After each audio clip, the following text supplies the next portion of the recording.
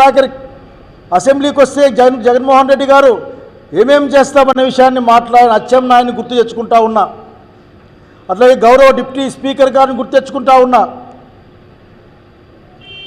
ఆయన వచ్చి నమస్తే పెడితే చూసి ఆనందపడాలనుకున్నాడు. అధ్యక్ష అని పిలిస్తే సంతోషపడతా అంటే అచ్చెన్నాయుడు గారు పాపం, అది ఇంకా నాకు గుర్తుకొస్తూ ఉంది. ఇటువంటి దురుద్దేశాలతో దుర్మార్గమైన ఆలోచనలతో మీరు ఉంటారు కాబట్టి చాలా ఇబ్బంది. అనేక అంశాలు మాట్లాడుకోవచ్చు. మీరు మా జిల్లా వరకు మాట్లాడుతూ ఉన్నాం. మా జిల్లా నుంచి ఆర్థిక శాఖ మంత్రి కేశవ్ గారికి ఉన్నాడు మిత్రుడు. నేను నమ్ముతా ఉన్నా కేశవ్కి అంతో ఇంతో జిల్లా పట్ల ప్రేమ ఉంటుందని. హంద్రిని వాడు వెడల్పు చేసి చెరువుకు నీళ్ళు అందే విధంగా ఈ సంవత్సరంలోనే పూర్తి చేయడానికి, ఎందుకంటే రాయలసీమ జిల్లాలో అత్యంతగా నీళ్ళు లేని జిల్లా అనంతపురం జిల్లా. హంద్రిని వాడు పెద్దగా ఎక్కువ నీళ్ళు తెచ్చుకుంటారు. రాజశేఖర రెడ్డి గారు చెప్పారు, నాకు బాగా గుర్తుంది.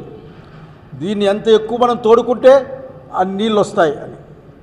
మీ ప్రభుత్వానికి గుర్తుండకపోయే అవకాశం ఉంది. ఎందుకంటే మీరు 5 టీఎంసీల తాగునీటి పథకం కింద హంద్రిని వాను 2 చోట్ల ఉరవకొండలో ఒక్కసారి, ఆత్మకూరు మండలంలో ఒక్కసారి శంకుస్థాపన చేశారు. బాబు గారు గుర్తెచ్చుకొని మీరు ఆఖరికి దాన్ని 50 టీఎంసీలు చేసాము. ఆ రోజున రాజశేఖర రెడ్డి గారి యొక్క ఆలోచనతోనూ వెంకటరామరెడ్డి గారు ఇట్లా ఆ రోజున్న మంత్రులందరూ కూడా ఆఖరికి రగన్న దివాకర్ ఇట్లా పెద్దలంతా ఆ రోజు ఈ రాష్ట్రం గురించి ఆలోచించి జిల్లా గురించి ఆలోచించారు. ఈరోజు మీరు ఆలోచించమని మీ అధినాయకుడిని ఒప్పించి హంద్రినీవా వెడల్పు చేసి అనంతపురం జిల్లాలో ఉన్న అన్ని చెరువులకు నీళ్ళు వచ్చే విధంగా నిధుల్ని విడుదల చేయమని కోరుతా ఉన్నాం.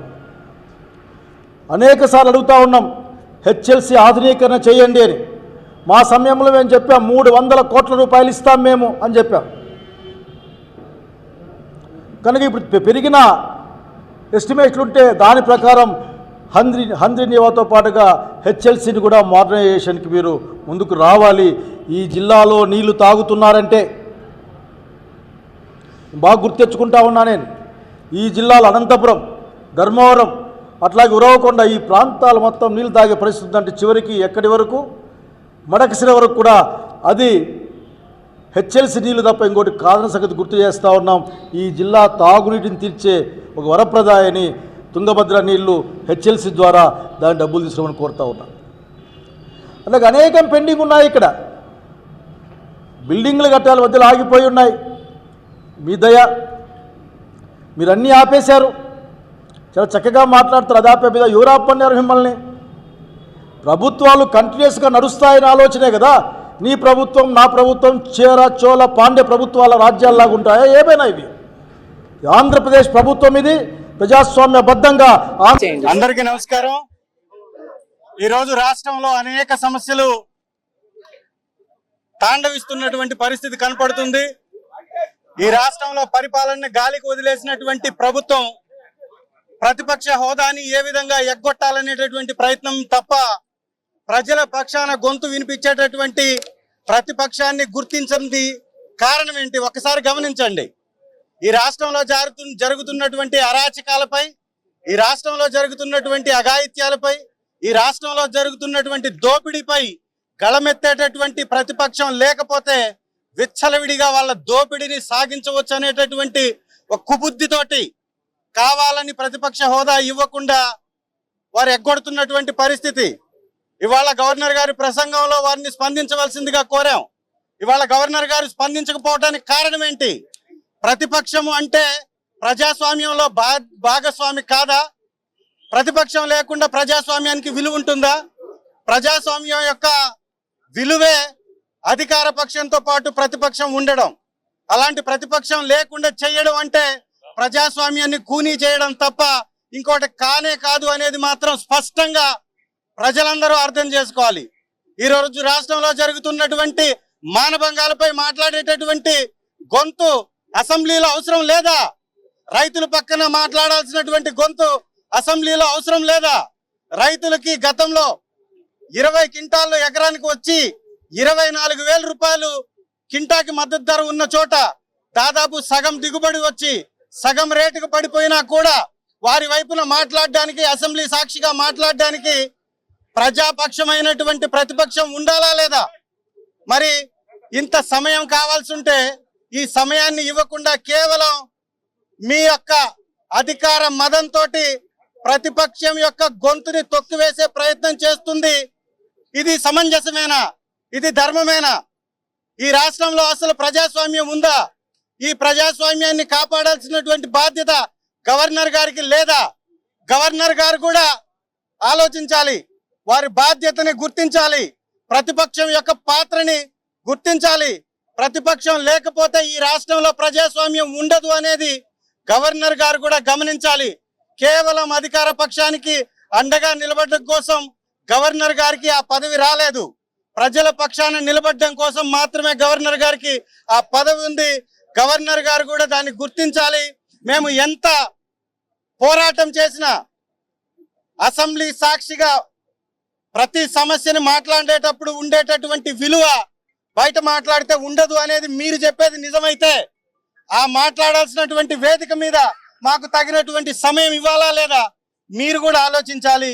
ఇదంతా కూడా ఒక దగాకోరు పరిపాలన సాగిస్తున్నటువంటి కూటమి ప్రభుత్వం యొక్క ఎత్తుగడ, కావాలని ప్రతిపక్షం లేకుండా చేసేటటువంటి ప్రయత్నం తప్ప ఇంకొకటి కానే కాదు. అందరికీ నమస్కారం. అసలు ఈ రాష్ట్రంలో ప్రజాస్వామ్యం నడుస్తుందా, నిరంకుశత్వ పాలన నడుస్తుందా అర్థం కావట్లేదు. ఉన్నవి 4 పార్టీలు, అందులో 3 పార్టీలు అధికార పక్షంలో ఉన్నాయి. మిగిలిన వైఎస్ఆర్ కాంగ్రెస్ పార్టీకి ఎందుకు ప్రతిపక్ష హోదా ఇవ్వరు? అసలు దేశ చరిత్రలో గాని మిగతా రాష్ట్రాల్లో ఎక్కడైనా ప్రతిపక్షం లేని అసెంబ్లీ ఉంటుందా? అది ఆంధ్రప్రదేశ్ లో మాత్రమే కనిపిస్తూ ఉంది. అసలు ఢిల్లీలో ఒకసారి 3 బీజేపీ ఎమ్మెల్యేలు ఉంటే వాళ్ళకి ప్రతిపక్షం హోదా ఇచ్చారా లేదా? మరి ఆంధ్రప్రదేశ్ లో ఎందుకు ఇవ్వట్లేదు? వీళ్ళకి భయం. 9 నెలల్లోనే ఈ ఆంధ్రప్రదేశ్ రాష్ట్ర ప్రజల జీవితాలు తలక్రిందులు అయిపోయాయి. ఎంతో నమ్మి ఓట్లేశారు. ఆ ప్రజలే చెప్తూ ఉన్నారు, ఈ రోజు నిరుద్యోగులైతే వాళ్ళ చెప్పులతో వాళ్ళు కొట్టుకొని ఇలాంటి ప్రభుత్వానికి ఎందుకు ఓటేసాంరా దేవుడా అని బాధపడే పరిస్థితులు తీసుకొచ్చారు. మహిళలు మోసం చేశారు, రైతులను మోసం చేశారు, నిరుద్యోగులు మోసం చేశారు, ఉద్యోగస్తులు మోసం చేశారు, చిన్న పిల్లల్ని మోసం చేయడం జరిగింది. అలాగే అన్ని రకాలుగా ప్రజల్ని మోసం చేశారు. ఇంకోవైపు ధరలు పెంచేశారు. సూపర్ 6 హామీలు అని చెప్పి ఏ ఒక్కటి కూడా నెరవేర్చలేదు. ఈ రోజు తీసుకుంటే 15,000 కోట్ల రూపాయలు విద్యుత్ భారం ప్రజల మీద వేయడం జరిగింది. రిజిస్ట్రేషన్ ఛార్జెస్ భారం పెంచేయడం జరిగింది. నిత్యావసర సరుకుల ధరలు అయితే 60% పెంచడం ఈ కూటమి ప్రభుత్వం అధికారంలోకి వచ్చాక జరిగింది. ఇన్ని రకాలుగా ప్రజల మీద భారం మోపారు. ఇన్ని సమస్యలు ఉన్నాయి ఈ రాష్ట్రంలో. వీటన్నిటి మీద కూడా ప్రతిపక్షంగా మా పార్టీ ప్రశ్నిస్తాదని భయపడి వీళ్ళు ప్రతిపక్ష హోదా వైఎస్ఆర్ కాంగ్రెస్ పార్టీకి అసెంబ్లీలో ఇవ్వట్లేదు. అలాగే మేము కోర్టులో వేసాం, పిటిషన్ వేయడం జరిగింది. న్యాయంగా 40% ఓట్ షేర్ ఉన్న మా పార్టీకి ప్రతిపక్ష హోదా ఇవ్వాలి అని చెప్పి దానికి కనీసం కౌంటర్ కూడా దాఖలు చేయట్లేదు స్పీకర్ గారు. అంటే ఎంత అన్యాయంగా వ్యవహరిస్తున్నారో అర్థం చేసుకోవచ్చు. కాబట్టి ఖచ్చితంగా ప్రతిపక్ష హోదా మా పార్టీకి రావాలి. ఈ రోజు ఈ కూటమి ప్రభుత్వం కేంద్రంతో ఎలియన్స్ లో ఉందా లేదా? ఎలియన్స్ లో ఉండేటప్పుడు ప్రత్యేక హోదా కోసం ఎందుకు అడగట్లేదు? ఈ కూటమి ఉన్న ఎంపీల మీద కేంద్ర ప్రభుత్వం ఆధారపడి ఉంది. కేంద్ర ప్రభుత్వం వీళ్ళు సపోర్ట్ తీసేస్తే పడిపోతుంది. అలాంటప్పుడు ప్రత్యేక హోదా కోసం డిమాండ్ చేయాలా లేదా? అలాగే పోలవరం ఎత్తును ఎందుకు తగ్గించారు వీళ్ళు? ఎందుకు వీళ్ళు కాంప్రమైజ్ అయిపోతూ ఉన్నారు? అలాగే రాష్ట్రానికి కావాల్సిన హక్కులు ఏమైనా వీళ్ళు అడుగుతున్నారా? వీటన్నిటి మీద కూడా ప్రతిపక్ష పార్టీగా వైఎస్ఆర్ కాంగ్రెస్ పార్టీ అసెంబ్లీలో అడుగుతుందని భయపడి ఈ రోజు మీరు ప్రతిపక్ష హోదా మా పార్టీకి ఇవ్వట్లేదు. కానీ మీరు చూస్తూ ఉన్నారు అప్పులు ఎంతగా మీరు పెంచేశారు. ఈ రోజు 9 నెలల్లో 1,00,000 కోట్ల పైగా అప్పులు చేశారు. గతంలో పవన్ కళ్యాణ్ గారు అన్నారు అతను ప్రతిపక్షంలో ఉండేప్పుడు కేవలం 50,000 కోట్ల అప్పులకే అప్పురత్న అవార్డు ఇస్తారట. మరి ఇప్పుడు అధికారంలో ఉండి వాళ్ళు 9 నెలల్లో 1,00,000 కోట్ల పైగా అప్పులు చేశారు. మరి చంద్రబాబు నాయుడు గారికి కూడా అప్పురత్న అవార్డు ఇవ్వాలి కదా. అలాగే అన్ని రకాలుగా ప్రజల్ని నిట్టనిలువుగా మోసం చేశారు. మహిళలకి రక్షణ లేదు, చిన్నారులకి రక్షణ లేదు, డిఎస్సి అని చెప్పారు, ఒక్క ఉద్యోగం కూడా తీయని పరిస్థితి.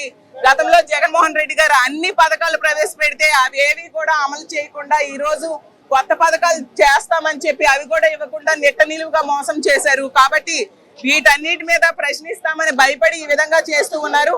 ఖచ్చితంగా వైఎస్ఆర్ కాంగ్రెస్ పార్టీకి ప్రతిపక్ష హోదా ఇవ్వాలి, అది న్యాయబద్ధంగా ఇవ్వాల్సిన అవసరం ఉందని తెలియజేస్తూ ఖచ్చితంగా ప్రతిపక్ష హోదా ఇచ్చేంత వరకు మేము పోరాటం చేస్తాం. ప్రభుత్వం తాలూకా ప్రతిష్టంభన చూసి ఏదైతే మా డిమాండ్ ఉందో మా రెండో పక్షాలు ఉన్నాయి కాబట్టి పాలక పక్షం ప్రతిపక్షం కాబట్టి ఆ ప్రతిపక్షాన్ని ప్రత్యేక ఇస్తే దాని మీద ఆధారపడి ఉంటుంది మా తాలూకు స్పందన. అధికార పార్టీ తాలూకా ప్రతిష్టంభన మీద మాది ఉంటుంది. లేకపోతే మీ ద్వారా ప్రజలతో మా సమస్యల్ని మా ప్రజల సమస్యల్ని ప్రజల తాలూకా బాధల్ని విన్నపాలని అన్ని వీటి ద్వారా ప్రతిబింబిపోతాం. ఇంకా అవసరం ఉంటే క్షేత్రస్థాయిలో పోతాం, పోరాటాలు చేస్తాం, ప్రభుత్వాన్ని చొక్కా పుచ్చుకొని దాని వీధిలో నిలబెడతాం.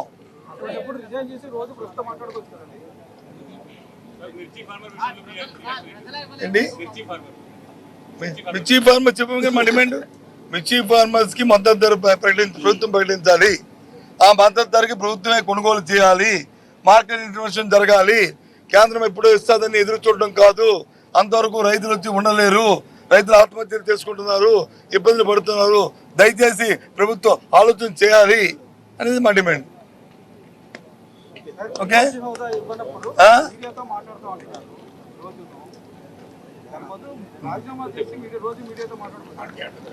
మేమేం చేయాలో మాకు తెలుసు. ఏబిఎన్ మాకు చెప్పక్కర్లే. మాకు ఏం చేయాలో మాకు తెలుసు. మాకు ప్రజల తరపున ఏ విధంగా మా గొంతు వినిపించాలో మాకు తెలుసు. ప్రజల తరపున ఏ విధంగా మాట్లాడాలో మాకు తెలుసు. Okay, thank you. ప్రభుత్వం తాలూకా ప్రతిష్టంభన చూసి ఏదైతే మా డిమాండ్ ఉందో మా రెండో పక్షాలు ఉన్నాయి కాబట్టి, పాలక పక్షం ప్రతిపక్షం కాబట్టి, ఆ ప్రతిపక్షాన్ని ప్రత్యేక హోదా ఇస్తే దాని మీద ఆధారపడి ఉంటుంది మా తాలూకు స్పందన.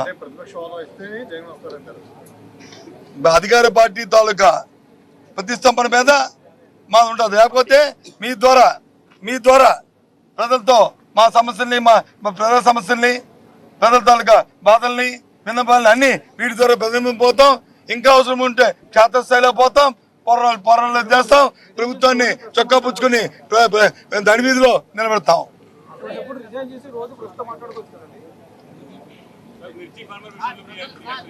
ఏంటి మిర్చి ఫార్మర్ చెప్పాము మా డిమాండ్ మిర్చి ఫార్మర్స్ కి మద్దతు ధర ప్రభుత్వం ప్రకటించాలి.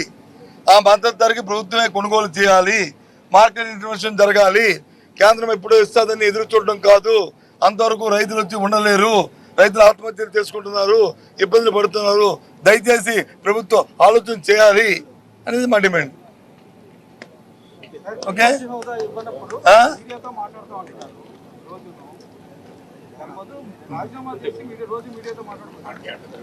మేమేం చేయాలో మాకు తెలుసు. ఏబిఎన్ మాకు చెప్పక్కర్లే.